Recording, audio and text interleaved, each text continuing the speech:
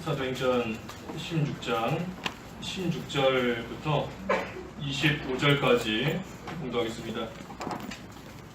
그 후에 우리가 기도처로 갈 때에 점치는 영이 들린 한 여종을 만났는데 그 여자는 점을 쳐서 그 여자의 주인들에게 많은 이익을 가져다 주었다. 그 여자가 바울과 우리를 따라오면서 소리 지르며 이 사람들은 지극히 높으신 하나님의 종들로서 너희에게 구원의 길을 선포하고 있다 라고 하였다. 여러 날 동안 이렇게 하므로 바울이 참다 못하여 돌아서서 그 여자에게 말하였다. 내가 예수 그리스도의 이름으로 내게 명령하니 그 여자에게서 나와라 하니 그 순간 영이 그 여자에게서 나갔다. 그러자 그 여자의 주인들이 자신들의 수익의 희망이 끊어진 것을 보고 바울과 실라를 붙잡아서 시장으로 끌고 가 지도자들 앞에 세웠다. 또 그들이 두 사람을 치안 관리들에게 데리고 가서 말하기를 이 사람들은 유대인들로서 우리 성읍을 크게 소란하게 하여 로마인인 우리가 받아들이거나 행하는 것에 옳지 않은 관습을 전한다 하였다. 무리가 그들을 대적하여 일제히 일어났고 치안 관리들이 그들의 옷을 찢고 매로 치라 명령하여 그들에게 채찍질을 많이 가한 후에 감옥에 가두고 간수에게 그들을 단단히 지키라고 명령하였다. 그가 이러한 명령을 받아 그들을 안쪽 감옥에 가두고 그들의 발을 족쇄로 단단히 채웠다. 한밤중에 바울과 실라가 기도하며 하나님을 찬송하니 죄수들이 들었다. 제목은 마지막 25절의 말씀대로 감옥에서 기도하며 찬송함 제목입니다. 감옥에서 기도하며 찬송함. 바울 일행이 감옥에 갇혔지만 거기서도 하나님께 기도하며 찬송했다 하는 말씀입니다. 16절에 그 후에 우리가 기도처로 갈 때에 점치는 영이 들린 한 여종을 만났는데 그 여자는 점을 쳐서 그 여자의 주인들에게 많은 이익을 가져다 주었다. 이 점치는 영, 이 귀신 들린 한 여자 종을 만났습니다. 그런데 이 여자 종이 그 점을 쳐서 그 귀신 마귀의 힘으로 그 점을 잘 쳐서 그 여자 주인들에게 또 많은 이익, 돈을 많이 벌 수 있게 해주는 그러한 일들을 하고 있었습니다. 이 여종이 치는 그 점이 아마 정확했던가 봅니다. 점을 치면 딱 맞고 하니 많은 사람들이 그 여자에게 와서 점을 치고 또 그러니 이 여종이 돈을 많이 벌어서 자기 주인들에게 또 큰 이익을 가져다 주었습니다. 이것을 보면 이 마귀도 어느 정도의 능력은 있습니다. 마귀도 어느 정도의 능력이 있기 때문에 사람이 볼 때에 신기하게 보이는 그러한 일도 얼마든지 할 수 있는 겁니다. 또 그러한 마귀 역사가 사람에게 이익을 가져다 주는 그러한 경우도 얼마든지 있을 수 있는 겁니다. 가령 무당이 점을 쳤는데 딱 맞았다. 정확하게 맞아 떨어지는 그러한 일도 얼마든지 있을 수 있는 겁니다. 또 무슨 일을 예언했는데 그 예언이 완전히 다 이루어졌다 하는 그러한 일도 충분히 일어날 수 있는 겁니다. 왜냐하면 마귀도 어느 정도의 능력이 있고 또 할 수 있는 그런 힘이 있기 때문인 겁니다. 그렇기 때문에 우리가 놀라운 일이 일어났다라고 해서 따라가면 안 됩니다. 따라가면 안 되는 거예요. 그저 그런가 보다 하고 넘겨야 됩니다. 마귀도 능력이 있구나, 귀신도 어느 정도의 힘이 있구나 하고 그저 넘기고 나아가야 되는 겁니다. 괜히 신기하다고 해서 놀라운 일이다 라고 해서 그거 따라가면 안 되는 겁니다. 왜냐하면 이런 신기한 일이 우리 믿음의 근원이 아니기 때문인 겁니다. 신기하고 놀라운 일 또는 기적이나 표적 그러한 것들이 우리의 믿음의 근원이 결코 아니기 때문인 겁니다. 우리 믿음 생활의 근원은 하나님의 사랑인 겁니다. 하나님의 사랑이에요. 하나님께서 우리에게 베풀어 주시는 그 사랑으로 인해서 우리는 그 사랑에 감격해서 하나님을 따라가는 것이지 우리 눈앞에 놀라운 일이 생겼다고 해서 사람이 할 수 없는 일이 생겼다고 해서 그거 보고 따라가는 것이 믿는 생활 아닌 겁니다. 그래서 하나님의 그 사랑, 우리에게 베풀어 주시는 그 하나님의 사랑이 예수 그리스도를 통해서 우리에게 나타났기 때문에 우리 믿음의 본질은 예수 그리스도인 겁니다. 예수 그리스도가 우리 믿음의 본질인 겁니다. 그러니 히브리서 12장 2절에 보면 예수님을 가리켜서 우리 믿음의 창시자요 완성자이다 그랬지 않습니까?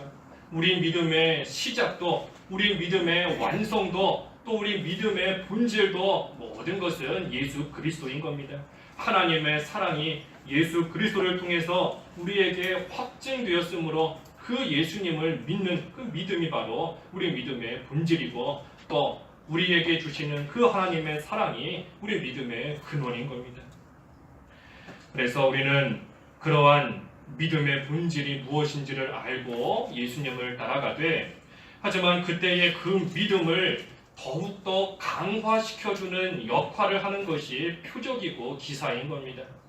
신기한 일이 일어났다 하는 것이 우리 믿음의 본질이 아니라, 그러한 놀라운 일이 하나님께서 일어나게끔 가끔 보여주시는 이유는 사람이 할 수 없는 이러한 놀라운 일들을 하시는 하나님의 능력을 알라는 겁니다. 그래서 우리를 구원하시는 그 하나님의 능력을 깨닫게 하는 겁니다. 사람이 할 수 없는 이러한 놀라운 일을 행하시는 그 하나님의 능력, 다시 말해 표적과 기사를 볼 때에 그저 신기하구나 하고 놀랍구나 하고 감탄만 하고 있지 말고, 이러한 사람이 할 수 없는 일을 행하시는 하나님의 능력을 보고 우리를 구원하실 수 있는, 우리를 능히 죽음에서 건지실 수 있는 그 하나님의 능력을 깨달으라는 겁니다. 그러니 그러한 표적과 이적, 기사, 그러한 것들은 예수 그리스도를 더 잘 믿을 수 있게 하는 그러한 우리의 믿음을 강화시키는 그러한 역할을 하는 것 뿐이지, 그 자체가 우리 믿음의 본질은 아닌 겁니다. 그래서 병 고치는 무슨 신기한 일이나 또 내일 무슨 일이 일어난다 하는 것을 정확하게 예언했다 하는 그러한 일이나 그러한 것들 따라가게 되면 큰 낭패를 보게 되는 때가 반드시 오게 되어 있습니다. 왜냐하면 본질이 아닌데 그것이 본질인 것처럼 여기며 따라갔으니 낭패를 보게 되는 그러한 때가 반드시 오게 되어 있는 겁니다. 우리의 믿음의 본질은 예수 그리스도이다. 우리가 예수님 따라가는 데 있어 육신의 편안함이나 또 무슨 이익을 보는 것이나 하는 것이 본질이 될 수 없는 겁니다.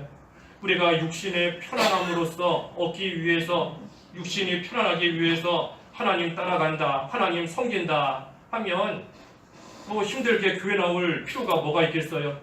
요즘에 TV만 키면 하루에도 예배가 몇 번씩 나오고 라디오만 켜도 설교가 몇 번씩 나오는데, 육신의 편안함을 쫓아간다 하면 우리 힘들게 교회 나와서 예배할 이유 없는 겁니다.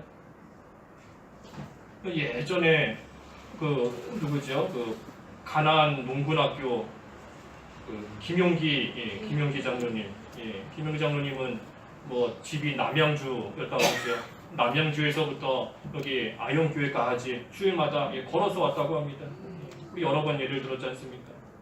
그 육신의 편안함, 또 거리가 멀다 하는 거, 그거 생각했으면 남양주에서부터 서울까지 주일마다 교회 올 필요 없는 겁니다. 남양주에는 교회 없겠어요? 가까운 데는 교회 없겠어요? 하지만 믿음의 본질이 예수 그리스도이기 때문에 그 예수 그리스도를 더 알아가고 예수 그리스도께 더 가까이 가고 그 예수님을 더 잘 섬길 수 있다면 육신의 편안함 다 뒤로하는 겁니다. 우리 앞서간 신앙의 선진들이 그와 같이 믿음 생활하며 나아갔던 겁니다. 그러니 우리도 우리 믿음의 본질이 뭐고 근원이 뭔가 하는 것을 바로 알아야 돼요. 분명히 알아야 되는 겁니다. 우리는 오직 예수님을 바라보고 예수님을 향해서 가까이 나아가는 생활, 그거 하기 위해서 여러 가지 어려움이 있을지라도 그러한 어려움 다 뒤로 마다하고 하나님 앞에 온전한 모습으로 나아가고자 힘쓰고 있는 겁니다. 그래서 본질은 오직 예수 그리스도이다. 그래서 이 여자가 그런데 이처럼 귀신을 또 힘입어서 점을 쳐서 많은 이익을 가져다 주었습니다. 그러면서 17절에 바울과 우리를 따라오면서 소리를 지르며 이 사람들은 지극히 높으신 하나님의 종들로서 너희에게 구원의 길을 선포하고 있다라고 하였다. 이 여자가 지금 바울 일행을 쫓아오면서 하고 있는 말이 틀린 말은 아닌 겁니다. 틀린 말은 아니에요. 이 사람들, 바울과 일행들, 이 사람들은 하나님의 종이다. 지금 구원의 길을 너희들에게 선포하고 있는 것이다 하는 이 말이 잘못된 말은 아닌 겁니다. 하지만 사실은 마귀의 간악한 괴율인 겁니다. 마귀가 간교하게 지금 속이고 있는 겁니다. 마귀가 왜 속이고 있는가? 만약에 이 여자, 이 점치는 여자인데 이 여자가 하는 말을 듣는 사람들은 바울 일행이 이 여자와 같은 부류의 사람인 줄로 생각하게 될 수밖에 없는 겁니다. 이 여자가 바울을 쫓아오면서 함께하면서 이와 같이 외치고 있으니 사람들이 볼 때에는 이 여자와 이 바울이 지금 같은 일행이구나, 같은 사람들이구나 하면서 같은 부류로 또 취급하며 나아갈 수 있는 겁니다. 그리고 그것보다 더 큰 문제는 바울을 통해서 일어나는 하나님의 역사가 이 여자를 통해서 일어나고 있는 마귀 역사와 다 섞여버릴 수 있는 겁니다.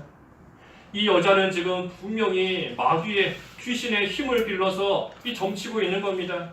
하지만 사도 바울은 하나님의 능력으로서 하나님의 복음을 전하고 있는 것인데 이 여자가 바울과 함께하면서 이처럼 이야기를 하고 있다 하면 사람들이 볼 때에는 바울이나 이 여자나 다 같은 능력으로서 신기한 일을 행하고 있구나, 다 같은 사람들이고 같은 신을 섬기고 있구나 하면서 생각하고 나아갈 수 있는 겁니다.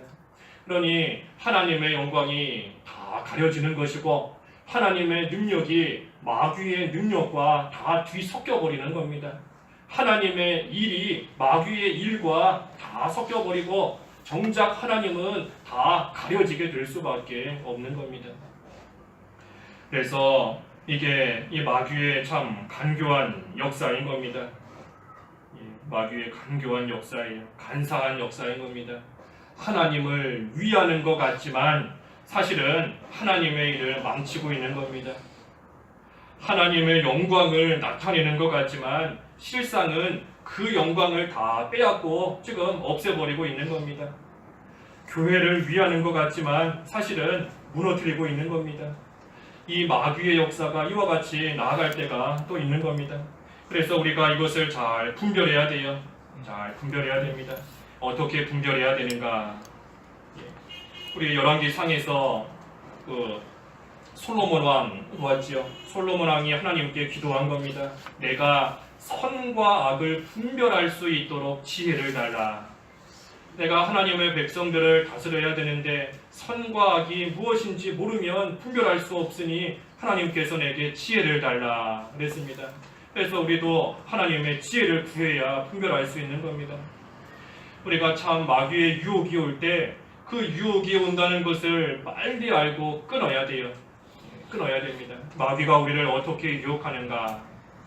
나도 영광을 좀 받자 하는 그러한 유혹으로 들어올 때가 많이 있는 겁니다. 나도 좀 잘 되면 좋겠다. 나를 위하는 그러한 생각으로 마귀가 유혹할 때가 있는 겁니다. 이만큼 고생했는데 너도 영광은 좀 얻어야 되지 않겠느냐? 하나님도 잘 되고 너도 잘 되고 하면 좋지 않겠느냐 하며 유혹할 때가 있는 겁니다. 하지만 우리가 여러 번 말씀을 통해 보았듯이 우리가 영광을 얻게 되는 것은 결과이다 그랬습니다.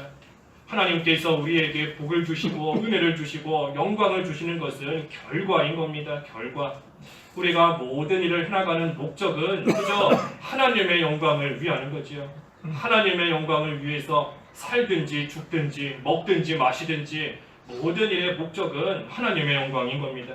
그때 그 하나님을 위해서 충성하며 나아갈 때에 하나님께서 결과적으로 그 사람에게 은혜도 주시고 복도 주시고 또 영광도 주시는 겁니다.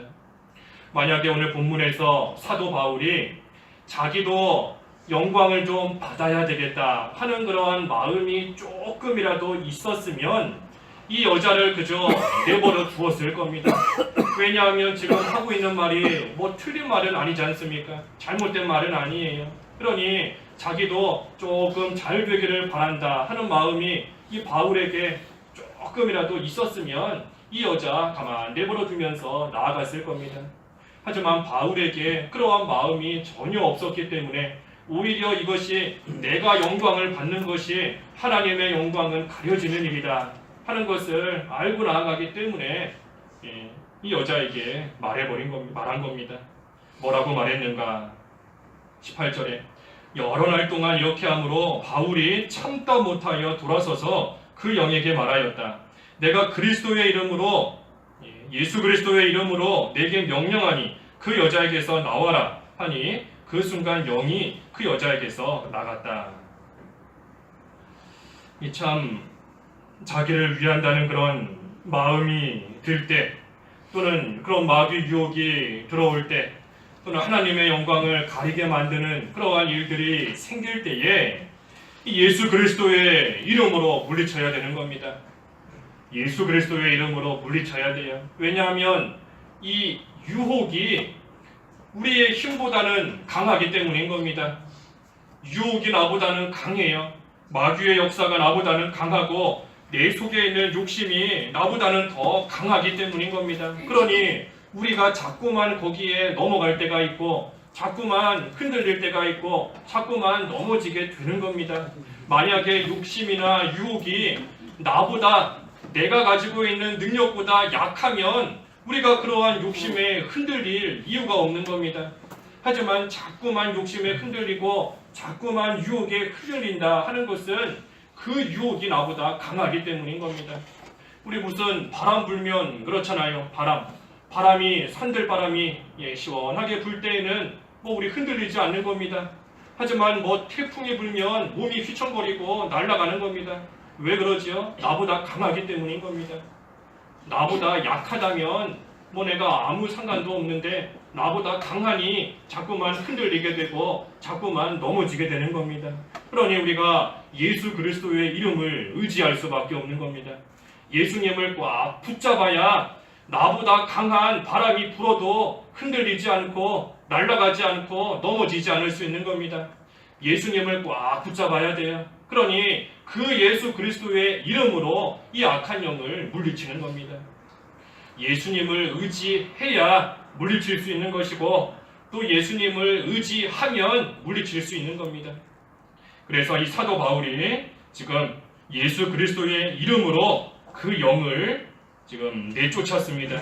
그 여자에게서 나와라 하니 그 순간 그 영이 그 여자에게서 나갔다.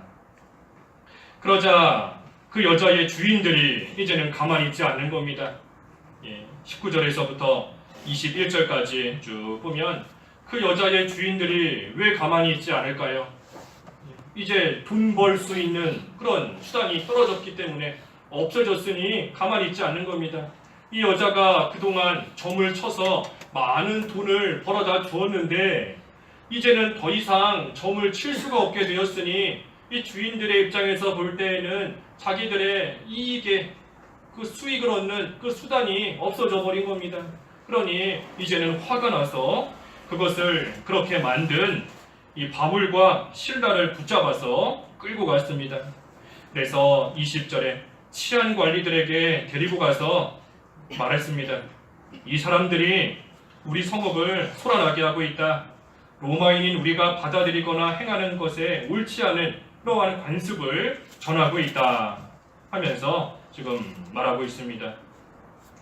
이 주인들 또한 참 그럴싸한 명분을 내세우고는 있지만 사실은 자기들이 그 수익을 더 이상 얻지 못하게 되니 이와 같이 불평하고 원망하며 나아가고 있는 겁니다. 명분은 참으로 그 성읍에 살고 있는 모든 사람들을 위하는 것 같지만 사실은 19절에 있는 말씀처럼 자기들의 수익의 희망이 끊어졌기 때문에 이 바울과 실라를 끌고 가서 지금 핍박하고 있는 겁니다.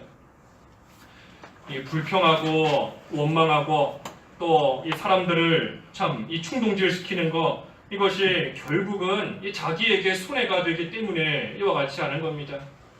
불평하고 원망하지만 결국은 자기에게 손해가 되니 불평이 나오고 원망이 나오는 겁니다. 아무리 명분은 좋을지라도 결국은 자기에게 손해가 되기 때문인 겁니다. 가룟 유다와 같이, 가룟 유다 그랬잖아요. 우리 여러 번 본 것처럼 이 향유 팔면 가난한 사람들 도와줄 수 있는데 왜 예수님께 쓸데없이 허비하느냐 하면서 명분은 가난한 사람들 많이 도와줄 수 있는 것 같이 말하고 있지만 사실은 그 요한복음 12장에 보면 사실은 자기가 돈괴를 맡은 자이기 때문에 그 돈괴에서 돈을 얼마씩 훔쳐내곤 하였기 때문이다. 더 이상 훔쳐낼 것이 없으니 자기에게 손해가 되니 지금 불평하고 있는 겁니다. 그래서 우리가 불평하고 원망이 생길 때 우리 양심으로 알 수 있습니다. 내가 지금 불평하는 원인이 뭔가, 내가 지금 명분은 이러하지만 사실은 나에게 손해가 되기 때문에 불평이 나오고 원망이 나오는 것은 아닌가, 양심으로 알 수 있는 겁니다. 또 그때에 그 말을 듣는 사람들도 또한 분별해야 되는 겁니다. 분별해야 돼요. 지금 이 불평이 왜 나오고 원망이 왜 나오는가, 우리 앞에서 본 것처럼 분별해야 된다 그랬지 않습니까? 분별해야 된다. 하나님 앞에 기도해야 되는 것이고 또 나를 위한다는 그러한 생각 다 없애야 온전히 분별할 수 있는 겁니다. 하지만 여기 22절부터 보면 이 치안 관리들은 그 여자 주인들의 말을 분별하지 못했습니다.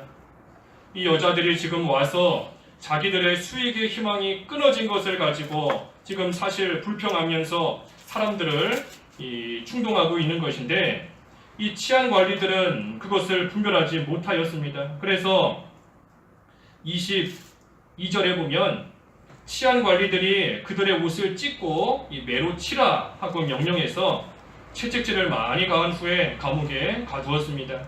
그뿐 아니라 무리들도, 이 여자 주인들의 말을 듣는 무리들도 대적하여 일제히 일어났다.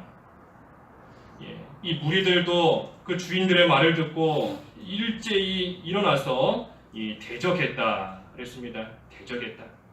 또 조금 전에 본 것처럼 관리들은 제대로 알아보지 않고 그저 이 주인들이 하는 그러한 말만 듣고 이 바울과 실라를 감옥에 가두었습니다.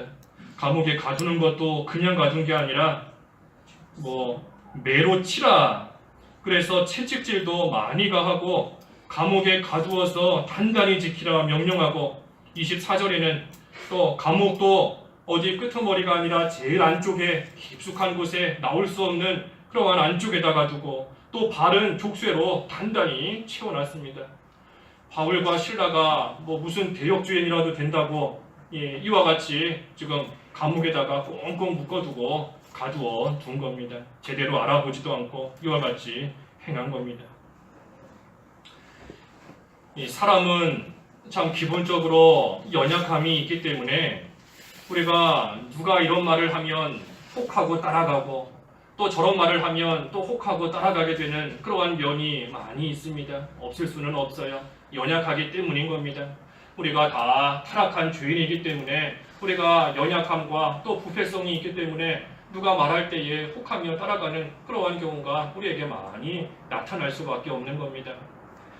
우리 몇 년 전에 미국산 소고기, 그때 얼마나 전 나라가 다 막 들고 일어나고 난리가 났었지요. 그 소고기가 건강에 좋다 안 좋다 그거는 뒤로 치더라도 어찌됐든 수많은 사람들이 많이 일어났던 겁니다. 근데 지금은 어떻지요? 지금은 없어서 못 먹을 정도로 또 그와 같이 돼버린 겁니다. 이 대중 심리라는 게 그와 같은 겁니다. 누가 이렇게 주장하면 또 우르르 따라가는 경우가 있고 또 이 사람이 또 이렇게 말하면 또 그것 따라서 우르르 가게 되는 그러한 경우가 많이 있는 겁니다. 예수님을 따라다니던 많은 사람들이 예수님께서 행하신 놀라운 일을 보았음에도 다 따라간 겁니다. 결국은 예수님 잡아 죽이는 일에 사람들이 충동하고 또 사람들이 악한 말로 대적하고 나아갈 때에 결국은 그 말 듣고 다 따라가서 예수님 잡아 죽이는 그 자리까지 나아간 겁니다.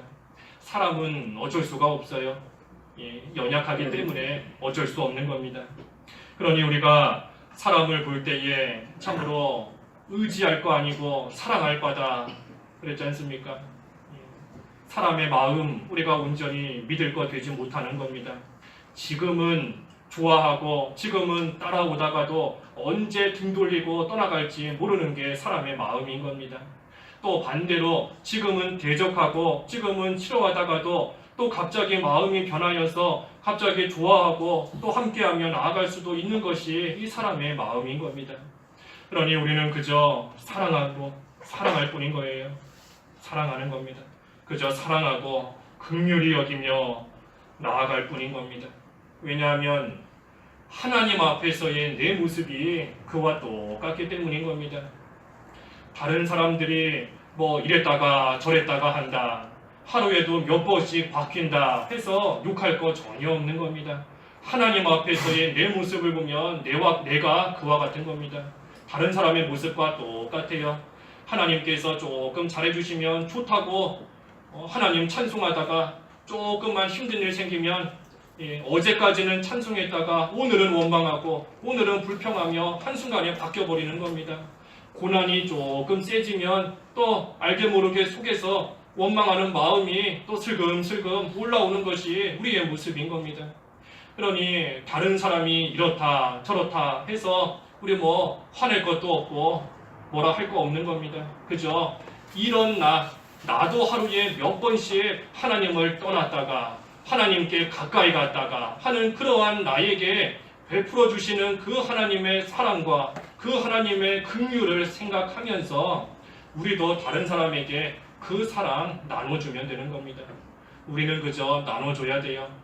다른 사람 판단하지 말고 어땠다 저랬다 판단하지 말고 또 과거에 이랬다 저랬다 그런 사람이다 비판하지 말고 그저 하나님 앞에서의 내 모습 생각하면서 하나님이 나에게 주시는 그 사랑 우리는 잘 받아서 그거 다른 사람에게 나누어주는 그 일만 잘하면 되는 겁니다.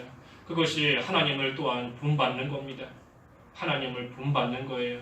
하나님의 사랑을 받는 자로서 또 하나님의 사랑을 받는 하나님의 자녀로서 우리도 그 하나님을 본받으며 그 하나님 앞에 올바른 모습으로 또 그 사랑 나누어주며 나아가야 되는 겁니다. 그 에베소서 5장 1절에 그랬지 않습니까? 에베소서 5장 1절에 그러므로 사랑을 받은 자녀답게 하나님을 본받는 자가 되라. 하나님을 본받는 자가 되라. 그래서 2절에도 보면 사랑 가운데 행하라 하는 겁니다. 사랑 가운데 행하라. 하나님을 본받는 하나님의 사랑을 받음으로써 그 사랑을 또 베풀 수 있는 그러한 자가 되어야 된다 하는 겁니다. 그래서 어쨌든 본문에 이 무리들과 치안 관리들이 그 주인의 말만 듣고 바울을 때리고 또 족쇄를 채우고 그래서 감옥 깊은 곳에 가두었습니다. 하지만 마지막 25절에 한밤중에 바울과 실라가 기도하며 하나님을 찬송하니 죄수들이 들었다. 이 안쪽 감옥도 뭐 입구 쪽이 아니라 안쪽 깊은 곳에다가 이 바울과 실라를 가두었는데 그곳에서도 죄수들이 들을 정도로 찬송하며 기도한 겁니다. 뭐 속은속은 누가 들을까 걱정하면서 작게 기도하고 작게 찬송한 것이 아니라 그 감옥 안쪽에서부터 모든 죄수들이 들을 수 있을 만큼 큰 소리로 한밤중에 하나님 앞에 기도하며 또 하나님을 찬송하고 나아갔습니다. 우리가 이 바울과 실라의 입장을 한번 잘 생각해 봐야 돼요. 바울과 실라가 어땠을까? 이 채찍에 맞았다 그랬는데 뭐 채찍에 한 대, 두 대 맞은 것도 아니었습니다. 채찍에 여러 번 맞았지요. 여기 23절에 채찍질을 많이 했다 그랬는데 그 채찍에 맞는 동안 이 바울과 실라가 그 아픔과 고통 속에서 뭐 한마디 변명도 하지 않은 겁니다. 왜 그 여자의 그 주인의 말만 듣고 우리 말은 들어보지도 않고 알아보지도 않고 우리를 때리느냐 하며 뭐 변명하지도 않았습니다. 또 감옥 깊은 안쪽까지 끌고 가는 동안에도 바울과 실라가 뭐 자기들의 입장 말하거나 변명하지 않은 겁니다. 그저 하나님께서 주시는 이 고난과 이 고통을 이 사람들은 지금 달게 받으며 순종하며 나아가고 있는 겁니다. 채찍에 맞을 때에도, 감옥에 끌려갈 때에도, 발의 족쇄가 채워지는 그 순간에도 변명하지 않은 겁니다. 억울해하지 않고 그저 하나님께 맡기며 지금 끌려가고 있는 겁니다. 그렇기 때문에 죽을 수도 있는 이러한 고난 속에서도 이 바울과 실라는 하나님을 찬송했습니다. 이들이 이러한 고난 속에서 어떻게 하나님을 찬송할 수 있었을까? 그것은 이 고난 중에 하나님의 뜻이 있는 것을 믿었기 때문인 겁니다. 고난 중에도 반드시 하나님의 뜻이 있다 하는 것을 바울과 실라가 믿고 있기 때문에 오히려 그 감옥 안에서도 하나님께 찬송하며 또 기도하며 나아갈 수 있는 겁니다. 이 감옥에 갇혀 있는 동안 그 뜻이 무엇인지 지금은 모릅니다. 지금은 몰라요. 하나님께서 왜 이런 고난을 당하게 하시고 왜 감옥에 갇히게 하셨는지, 그것도 감옥 입구도 아니고 감옥 깊숙한 곳에 왜 갇히게 하셨는지 지금은 하나님의 뜻을 모르는 겁니다. 하지만 결과적으로 봤을 때에는 우리가 다음 주에 보겠지만 이 밑에 32절이나 쭉 말씀을 보면 그 감옥을 지키는 간수와 그 가족들에게 복음이 전파되도록 하시기 위해서 하나님께서 바울을 감옥에 갇히게 하신 겁니다. 감옥도 감옥에서 쉽게 나올 수 있는 그런 감옥 입구라면 그들이 그저 자기들 힘으로 감옥에서 빠져나왔나 보다 하고 생각할 수 있기 때문에 하나님의 능력이 온전히 나타날 수 없는 겁니다. 그러니 사람은 도저히 나올 수 없는 제일 안쪽 감옥 깊숙한 곳, 또 발에는 족쇄가 단단히 채워져 있고 간수들은 또 눈을 붙들고 지키고 있는 그러한 감옥에까지 들어가게 하나님께서 만드신 겁니다. 왜? 하나님의 뜻은 그것을 통해 하나님의 능력이 나타나고 그 나타난 능력을 통해서 결국은 간수와 그 가족들에게 복음이 전파되도록 그들이 예수님을 믿을 수 있도록 하시기 위해서 지금 바울 감옥에 갇히게 하신 겁니다. 하지만 고난을 당하고 있는 현재에는 그 뜻을 모르고 있는 겁니다. 지금은 그 뜻을 모르지요. 하나님의 목적도 지금은 알 수 없는 겁니다. 그러니 고난이 말 그대로 고난인 겁니다. 하나님께서 무슨 결과를 주시겠구나 하는 것을 좀 알면 그래도 그나마 참고 견디는 것이 그나마 좀 쉬울 수 있을 텐데 하나님의 뜻을 지금은 모르고 이 고난이 언제까지 이어지는지 그것도 모르고 하니 고난이 말 그대로 고난인 겁니다. 힘들고 어렵고 죽을 것 같은 고난인 겁니다. 그렇기 때문에 믿는 겁니다. 그러니 믿는 거예요. 결과도 모르고 하나님의 뜻도 지금은 모르고 이 시간이 언제까지인지도 지금은 모르니 그저 믿는 겁니다. 믿는 것. 하나님께서 나는 지금 이해할 수 없지만 이 고난 중에 분명히 하나님의 뜻이 있다. 하나님께서 분명히 이루시려고 하는, 하나님께서 아무 이유도 없이 무슨 일 일어나게 하시지는 않는다 그랬지 않습니까? 어떤 일도 아무 이유 없이 우연히 일어나는 일은 단 하나도 없는 겁니다. 하나님께서 궁중나는 새가 떨어지게 하시는 것도 분명한 이유가 있고 분명한 목적이 있습니다. 그러니 우리가 고난을 당하는 것도 그 가운데 분명히 하나님께서 정해놓으시고 하나님께서 의도하시는, 원하시는 하나님의 뜻과 목적이 반드시 있는 겁니다. 그러니 그 뜻이 있다 하는 것을 믿으며 나아가는 겁니다. 그래서 고난을 믿음으로 잘 통과해야 돼요. 고난이 왔을 때 믿음으로 통과해야 되는 겁니다. 그래서 이 바울과 실라는 지금 고난 중에 하나님의 뜻이 있는 줄을 믿기 때문에 감옥에서도 찬송하며 기도하는 겁니다. 또 왜 찬송하며 기도할 수 있었는가? 그것은 하나님 나라의 합당한 자격자로 만드신다 하는 것을 믿기 때문인 겁니다. 하나님 나라의 합당한 자격자로 하나님께서 만드시는 것이다. 그것은 사도 바울이 본인이 직접 증거한 겁니다.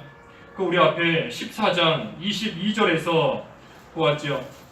14장 22절에서 보았습니다. 사도 바울이 권면하는 겁니다. 하나님 나라에 들어가려면 많은 환난을 겪어야 할 것이다. 사도 바울이 자기가 직접 다른 사람들에게 권면한 것처럼 자기 자신이 지금 환난을 당하고 있는 겁니다. 그러니 하나님 나라에 들어갈 합당한 자격자로 하나님께서 나를 만드시는 것이구나 하는 것을 바울은 믿기 때문에 그 가운데서도 불평하는 것이 아니라 하나님을 찬송하고 또 기도하며 나아가고 있는 겁니다. 우리가 고난이 클수록 하나님 나라의 큰 영광과 상급을 바라봐야 됩니다. 고난이 크면 클수록 큰 상급과 큰 영광이 있다는 것을 믿고 바라봐야 돼요. 우리가 고난당하면 그런 마음이 생길 때가 있지요. 나는 하나님 나라에서 큰 상급 안 받아도 되니까 그저 이 세상에서 고난 없이 좀 편안하게 살고 싶다. 그런 마음이 들 때가 있는 겁니다. 하지만 그런 마음이 드는 것은 천국 생활을 진정으로 깨닫지 못한 겁니다. 하나님 나라를 진정으로 깨닫지 못한 거예요. 하나님 나라를 진정으로 깨달았다 하면 나는 하나님 나라에서는 대충 살더라도 이 세상에서 편안하게 고난 없이 고통 없이 그냥 편안하게 한평생 살다가 하늘나라 가고 싶다 하는 그러한 생각할 수밖에 없는 겁니다. 하나님 나라를 깨닫지 못한 겁니다. 하나님 나라 또 영생에 대해서 우리가 영원히 살 천국에 대해서 진정으로 소망하지 못하고 진정으로 깨닫지 못하기 때문에 하늘나라를 가볍게 여기는 겁니다. 그래서 우리가 고난이 올 때에 이 천국에 대해서 또 깊이 묵상해야 됩니다. 평소에도 우리가 하나님 나라에 대해서 천국에 대해 하늘나라에 대해서 묵상해야 되지만 특별히 고난이 왔을 때 더 묵상해야 돼요. 더 묵상하고 영생에 대해서 더 깊이 생각하고 그거 붙잡고 기도하면서 또 나아가야 되는 겁니다. 그래서 하나님 나라에 합당한 자격자로 만드실 것이다. 그것을 믿었기 때문에 찬송했다. 마지막 세 번째는 하나님의 위로가 있기 때문인 겁니다. 하나님의 위로가 있기 때문에 찬송할 수 있는 것이고 기도할 수 있는 겁니다. 세상이 알지 못하는 그러한 기쁨과 그러한 위로를 하나님께서 반드시 주시는 겁니다. 반드시 주세요. 감옥 밖에 있는 사람들은 이 바울과 실라가 지금 큰 소리로 왜 찬송하고 있는지 모르는 겁니다. 쟤네 미친 거 아닌가? 감옥에서 언제 죽을지 모르는데 지금 꽁꽁 묶여 있으면서 뭐가 좋다고 큰 소리로 저와 같이 찬송하는가? 밖에 있는 사람들은 알지 못하는 겁니다. 하지만 그 감옥 안에 있는 바울과 실라는 하나님께서 주시는 위로가 분명히 있기 때문에 그 속에서 기쁨으로 감사함으로 찬송하는 겁니다. 마치 풀무불 가운데 빠진 사드락과 메삭과 아벳느고 죽을 것처럼 보이지만 예수님께서 그 속에 찾아와서 함께 하시는 것과 똑같은 겁니다. 감옥 안에 있는 사람만 아는 기쁨이에요. 풀무불 속에 있는 사람만 아는 기쁨인 겁니다. 하나님께서 주시는 위로인 겁니다. 고난당할 때에 그 고난당하는 자만이 알 수 있는 그러한 기쁨 하나님께서 반드시 주시는 겁니다. 이 바울이 만약에 처음에 자기를 따라오면서 소리 지르는 그 여자를 가만히 내버려 두었으면 지금 감옥에 갈 이유 없는 겁니다. 감옥에 갈 이유도 없을 뿐더러 오히려 그 여자를 통해서 사람들에게 더 높은 그러한 높임을 받고 칭송을 받으면서 나아갈 수도 있었던 겁니다. 하지만 사도 바울과 실라가 그러한 영광 다 버리고 그저 하나님만을 위해서 하나님을 위해 자기 영광 버리고 육신의 고난도 마다하지 않고 따라가고 있으니 하나님께서 그러한 바울, 그러한 실라 반드시 위로해 주시는 겁니다. 너가 나를 위해서 너는 영광 받을 수 있는 그러한 기회 다 뒤로하고 감옥 가지 않고 오히려 편안하게 있을 수 있는 그러한 기회 다 버리고 나를 위해서 내 영광을 위해서 이처럼 고난받고 있구나.